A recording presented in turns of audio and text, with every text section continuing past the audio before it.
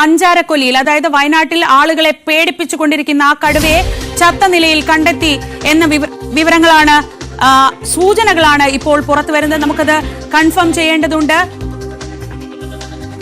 ദൗത്യസംഘം ഇന്ന് രാവിലെ തന്നെ വലിയ രീതിയിലുള്ള എല്ലാ സന്നാഹങ്ങളുമായി ഈ കടുവയെ പിടികൂടാൻ വേണ്ടി ഇറങ്ങുന്നതിനിടയിലാണ് വയനാട്ടിലെ കടുവയെ ചത്ത നിലയിൽ കണ്ടെത്തിയിരിക്കുന്നു എന്ന സൂചനകൾ വരുന്നത്. അനീഷിലേക്ക് ഏറ്റവും പുതിയ വിവരങ്ങളിലേക്ക് വളരെ പെട്ടെന്ന് തന്നെ പോകാം. അനീഷ്, ഇത് കൺഫേം ചെയ്യാമോ? ഈ കടുവയെ ചത്ത നിലയിൽ കണ്ടെത്തിയിട്ടുണ്ടോ? അല്പസമയത്തിനും വനംവകുപ്പിന്റെ ഭാഗത്തു നിന്നും ഒരു സ്ഥിരീകരണം ഉണ്ടാകുമെന്ന് നമുക്ക് പ്രതീക്ഷിക്കാം. കടുവയെ ചത്ത നിലയിൽ കണ്ടെത്തിയിരിക്കുന്നു എന്ന വിവരമാണ് ഇപ്പോൾ പുറത്തു വന്നുകൊണ്ടിരിക്കുന്നത്. ഇക്കാര്യത്തിൽ സ്ഥിരീകരണം അല്പസമയത്തിനകം ഉണ്ടാവും.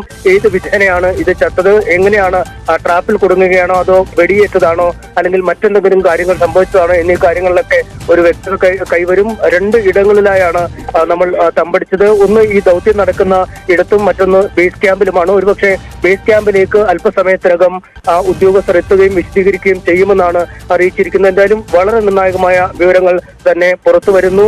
ഒരു ഔദ്യോഗികമായ സ്ഥിരീകരണം ഇക്കാര്യത്തിൽ ഉടൻ ഉണ്ടാവും.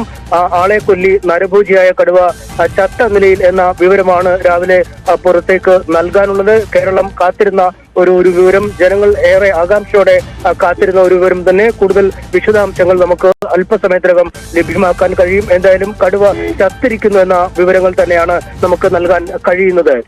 അനീഷ്, ഇപ്പോൾ ദൗത്യം നടക്കുന്നത് പിലാക്കാട് ഭാഗത്താണ്. ഈ പഞ്ചാരക്കൊല്ലി ഭാഗത്ത് ചത്ത നിലയിൽ കണ്ടു എന്ന സൂചനകളാൽ വരുന്നത്. എത്ര ദൂരമുണ്ട് ഇതിനിടയിൽ?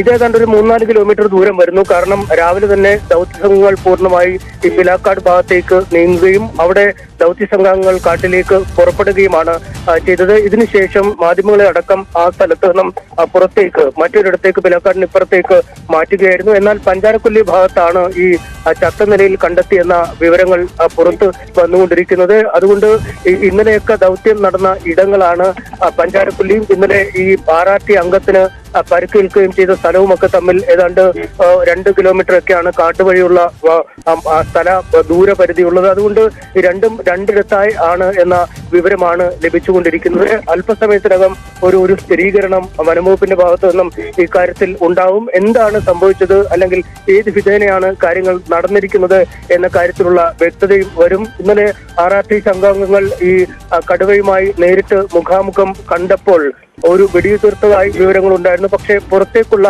വെടി ആണ് എന്ന രീതിയിൽ തന്നെയാണ് കാര്യങ്ങൾ പുറത്തു വന്നത്. അത്തരത്തിൽ ഒരു മിഷനിലാണോ ആ കടുവയ്ക്ക് വെടിയേറ്റ് കൊല്ലപ്പെടുകയായിരുന്നോ അതോ മറ്റെന്തെങ്കിലും കെണിയിൽ കുരുങ്ങിയതാണോ?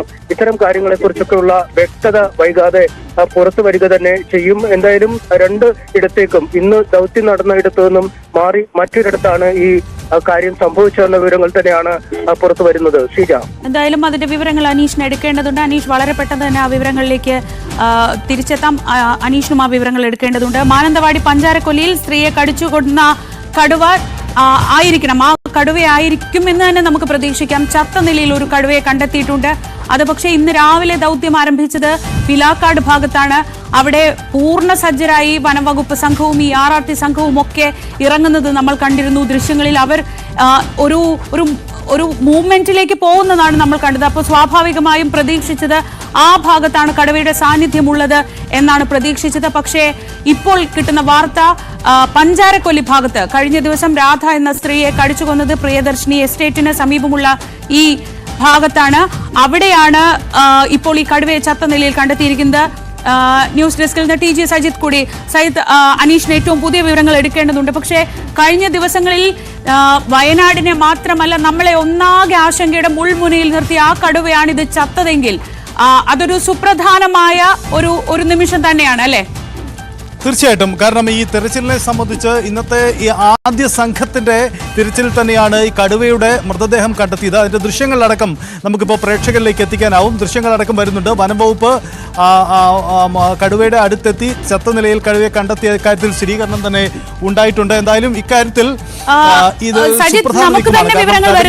ഇന്ന് പുലർച്ചെ 2:30-ഓടെയാണ് ഈ കടുവയെ ചത്ത നിലയിൽ കണ്ടെത്തിയത് എന്ന വാർത്ത നമുക്ക് തന്നെ വരുന്നുണ്ട്.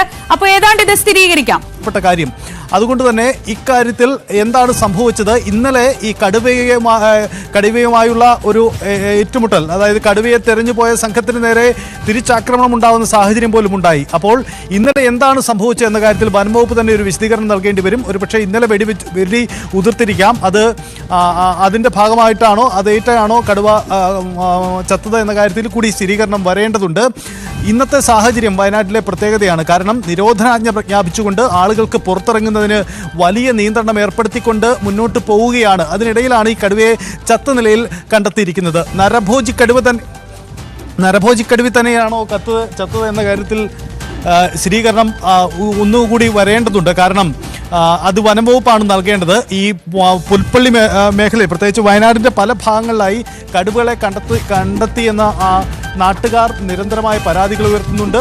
അതുകൊണ്ട് ഇപ്പോൾ ഈ ആദിവാസി യുവതിയെ കടിച്ചുകൊന്ന നരഭോജി കടുവ തന്നെയാണോ ചത്തത് എന്ന കാര്യത്തിൽ സ്ഥിരീകരണം വനംവകുപ്പ് തന്നെയാണ് നൽകേണ്ടത്. നമുക്ക് അന്തിമമായി അതിനുവേണ്ടി കാത്തിരിക്കേണ്ടി വരും. എന്തായാലും